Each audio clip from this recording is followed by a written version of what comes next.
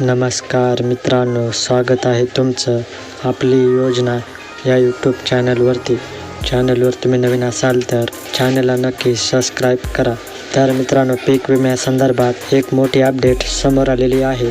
तर कोणत्या शेतकऱ्यांना 25% पीक विमा मिळणार आहे आणि कोणत्या जिल्ह्यातील 25% पीक विमा वाटपास सुरुवात झाली आहे, तर याबद्दलची संपूर्ण माहिती आपण या व्हिडिओमध्ये बघणार आहोत. तर मित्रांनो, व्हिडिओला नक्की शेवटपर्यंत बघा. जर तुम्ही चॅनलवर नवीन असाल तर व्हिडिओला लाईक करा आणि चॅनलला सबस्क्राईब करा. तर मित्रांनो, 34 जिल्ह्यात स्थानिक जिल्हा प्रशासनाच्या माध्यमातून झालेल्या नुकसानीला अनुसरून संबंधित किंवा कंपन्यांना 25% अग्रिम पीक विमा रक्कम देण्याबाबत जिल्हा प्रशासनाच्या स्तरावर अधिसूचना काढण्यात आल्या आहेत. मात्र त्याविरोधात काही कंपन्यांनी जिल्हा प्रशासन व विभागीय स्तरावर अपील केली होती.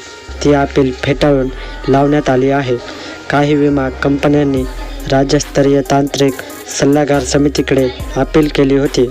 तर त्यानंतर बघा, या दरम्यान राज्य शासनाच्या वतीने हवामान तज्ज्ञ, कृषी विद्यापीठामधील व्यक्तीचे सहकार्य घेऊन 21 दिवसांच्या पावसाच्या खंडाच्या नियमाला अनुसरून तसेच विविध तांत्रिक व विचार दृष्टीने शेतकऱ्यांचे झालेले नुकसान कंपन्यांच्या समोर सिद्ध करून कंपन्यांना विमा देण्यास भाग पाडले आहे.